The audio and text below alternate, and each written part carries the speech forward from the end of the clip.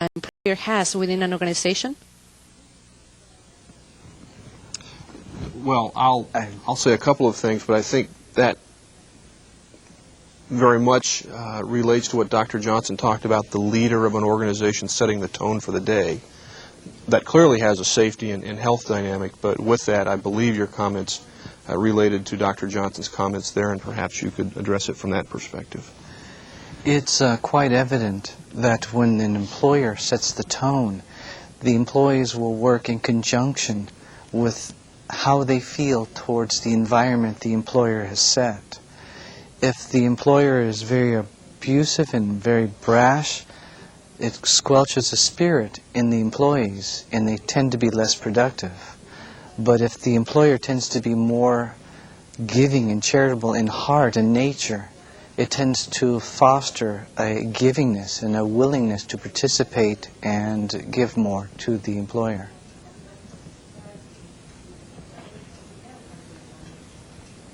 Thank you, Doctor. Let's go now to Tamaulipas, Tampico. This question comes from the Universidad Autónoma de Tamaulipas. Yes, good morning. Good morning. The question is the following. What are the tendencies, political and business-related policies towards the health of the working woman and the related to productivity and having to do with her reproductive function?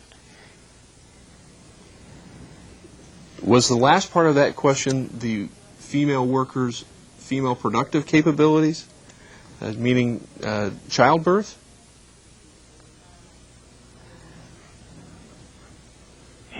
Yes, that's right. Okay, well, there really are two or three ways to talk about that, and I'm sorry if I'm not hitting your question directly, but there are recognized impacts on the reproductive capabilities of females as well as males due to chemical exposures, stress, compounding social issues, all of which can be recognized and controlled. The dynamics of control are relatively broad and would take a while to discuss, but again, the recognition, the basic recognition of the tools of work, chemicals, equipment, material, all of which may bring in external factors, exogenous factors that can impact a worker, especially a female, need to be considered. Exactly. Thank you, Mr. Hopwood. Universidad Autónoma de Aguascalientes, Mexico. Go ahead. Yes, good morning, San Diego. From the Clinic of Medical Services here at the university, we have one question that says, how should we approach a good mental health program so that this program is effective and efficient for our patients? And these patients are also workers here at the institution. Thank you. If I'm understanding the question, you're inquiring about setting up a health program for the employees at the session or at the clinic? Yes, right. Okay. The most important thing in establishing a clinical environment workout or training program is to find the time and coordinate the space available to do the training. Once you have the time and space available, then it's a matter of facilitating the different type of workout that you want to bring about the reaction that you want in each individual. The Qigong is very powerful in its sedative properties, and it's very important to, when training, to have an environment established so that when the employees can begin to relax, they feel safe and nurtured in that environment.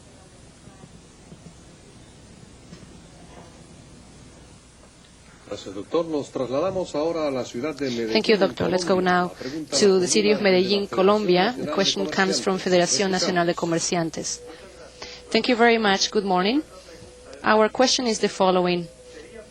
Disculpe, ¿podría alejarse? Is it possible to establish a correlation between the Chinese medical Chinese? Disculpe, ¿está usted todavía en línea?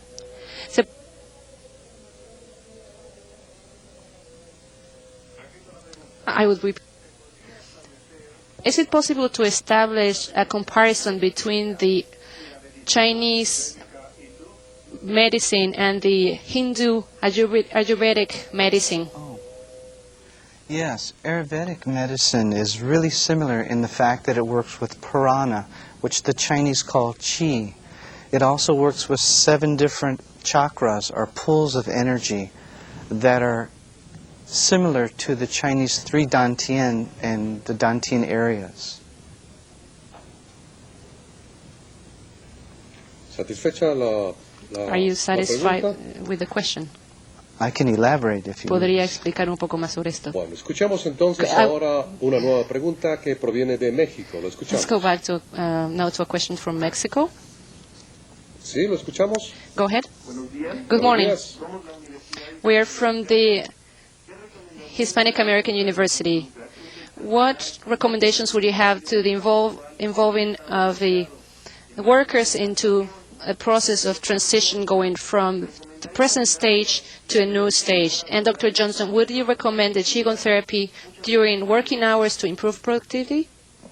Thank you. I'm not sure I understand from present stage to non-stage. Is he referring to your break time where you're taking from a productivity to a time off and rest?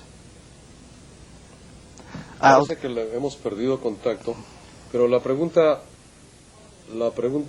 generalmente implica si se puede aplicar el Qigong dentro del ambiente del trabajo. During the work environment. You can, but you need to apply it during the break time, not exactly while you're working. It begins to work on the body, mind, emotion, spirit, and it requires all 4 parts of the being to be focused. The Chinese have something called Dao Yin, which is the correction of the body, the mind, and the breath, and all have to be in harmony. So it's quite possible during the break time, but you have to take the individual out of that environment into a safe environment. Gracias, doctor. Thank you, Doctor. Let's have now a question coming via fax that comes from the Universidad Estatal a Distancia San Jose, Costa Rica, that says, should all businesses consider a system approach to respond to a dynamics which impact health and productivity? The advantage of the businesses considering this type of system is manyfold. One in particular is again, what my colleague Mr. Hopwood had mentioned, is that when you take the corporate environment and you mix it with middle management and you take that and work with the employees on a common goal, a camaraderie forms. It's been my experience that when you're sharing knowledge, people really don't care what you know until they know that you care. And when the corporation takes the time to work with the employees as a family environment, the whole business takes on a different structure. If I might, Armando, add to that just a little bit, the systems approach is particularly effective in dealing with stress-related issues. It applies to all stressors, physical and otherwise, but it deals very well with the psychological stress part because it integrates factors outside of work as well as internal to work. And by doing so, we have resolution to all of the stress factors in our life. And the systems approach basically requires us to consider all elements of work, and I refer to it as a continuum in my talk. However, a systems approach basically is a cyclical aspect of analysis. Let's go now to a question that we are receiving from Argentina, from the Asociación Interamericana de Mediación, Universidad de San Salvador, Buenos Aires. Go ahead. Yes. I would like to know what incentives do you suggest to improve productivity at work in countries where the stressors are known but cannot be changed, such as the economy, low wages, labor insecurity. What would you suggest? Well, that's an excellent question. Una pregunta excelente. It's been my experience in situations of that nature, when you begin to work the training and you focus the intention on the spiritual aspects of the being, a whole transition takes place, but it happens in the heart. It all of a sudden doesn't become the physical environment, but what's happening in the heart and the relationship with the people around you. I find that an excellent question as well. And from a pure safety perspective, Dr. Johnson mentioned paying attention to behavior. When you cannot change safety hazards, when you cannot change a process, almost the only thing you have left to look at are the behaviors of the workers. That's what you would recognize, and from an incentive or a benefit perspective, you would look at how they're doing their job, even in spite of the hazards, because the behavior is where the control would take place. So a recognition of good behavior and work processes is where you would find some advantages. Let's welcome now at Lima, Peru. The following question comes from a participant at the Universidad Nacional de Ingeniería. Go ahead. Arturo Agassi, a doctor representative of the School of Medicine in Peru. Sorry if this question is twofold.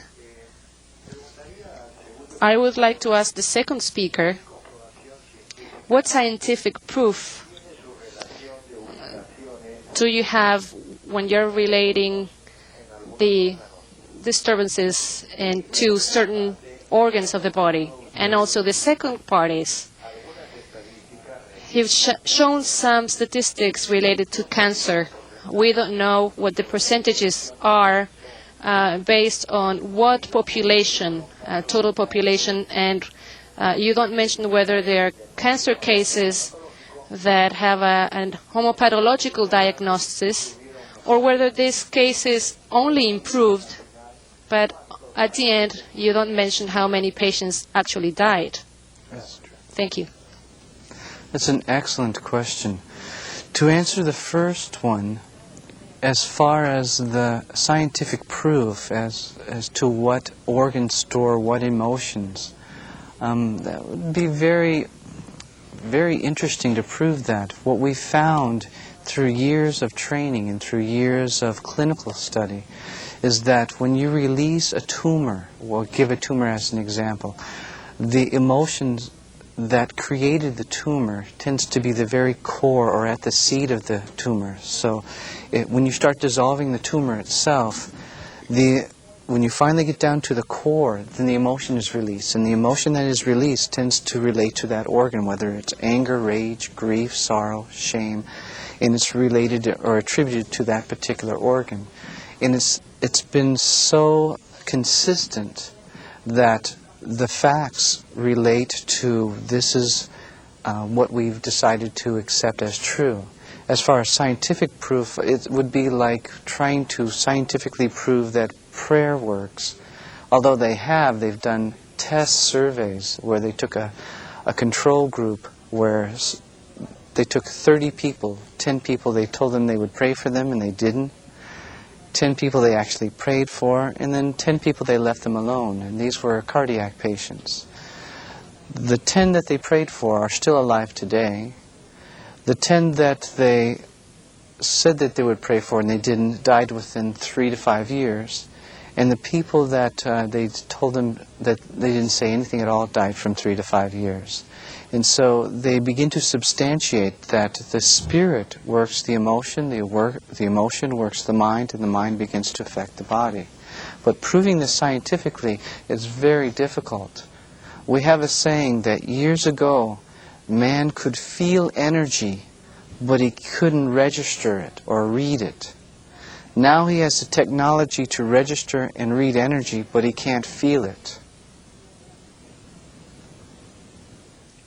Very interesting. Thank you, Doctor. Let's go now to Bolivia, Cochabamba, at the Universidad Privada de Bolivia.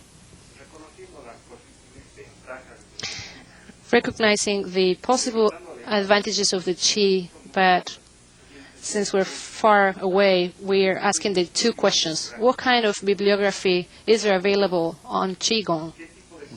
And what kind of contacts do you have to make to be able to contract services to implement preventive health service doing Qigong? Okay, as far as the books available on Qigong, there are several, but there are different schools of Qigong. There is a medical Qigong, there is a martial Qigong, and there is spiritual Qigong. And the spiritual Qigong has to do with Taoism, Buddhism, and Confucianism. As far as medical Qigong books, they're very rare and very complicated unless you're entrenched in the culture and the environmental structure of clinical Qigong medicine. As far as establishing a Qigong program, you should get a hold of an instructor. You can write me, or check in the country if you have Qigong clinics that are established, or acupuncturists, because they follow in the same vein. Let's go now to Mexico, Oaxaca, Comisión Federal de Electricidad.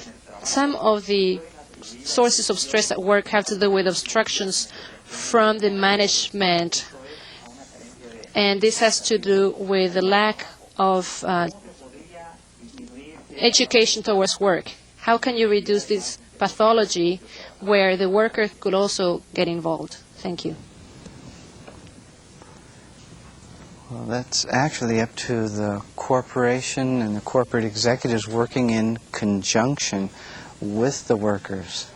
I think that if there's a heartfelt desire to have something of this established, that the established corporation might or should look into having it. Dan? When I talked earlier about the need to integrate business, education, and government, this is a perfect example of where that harmony would derive much benefit. When these three constituents work at cross purposes, for example, if businesses do not take an educated approach, if you will, to benefiting production processes which just happen to benefit their workers, ultimately these types of situations will derive. The third element of that, the government piece, which does come back, I believe, directly related to your question, is that regulations and statutes that will force employers to do certain safety and health activities on behalf of their workers are done without the benefit of the employer's involvement. And by, again, integrating all three elements, each aspect becomes much stronger. And now, Brazil, we have the last question from KTV Communications Limitada from Rio de Janeiro. Go ahead. Yes. How do you consider the psychological aspects of fear and frustration? How do they relate to health at work? And how do they interfere with productivity? Fear, the psychological aspects of fear, cause a contraction within the tissues itself. From a traditional Chinese medical perspective, the kidneys are also attached to the bladder. Whenever there's fear, it affects the knees, the lower back, it affects the bladder, it affects the bones. And when it has a physiological effect on this basis, it tends to slow the person down.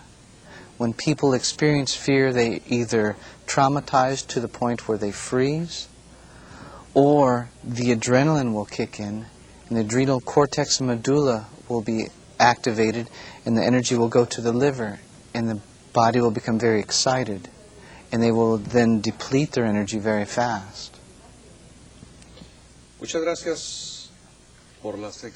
Thank you very much for the excellent questions you have made. Unfortunately, we are running out of time. Thank you, Mr. Hopwood and Dr. Johnson. We hope that you have enjoyed participating in this video conference. We will continue transmitting programs on the latest in management techniques and systems and global competitiveness.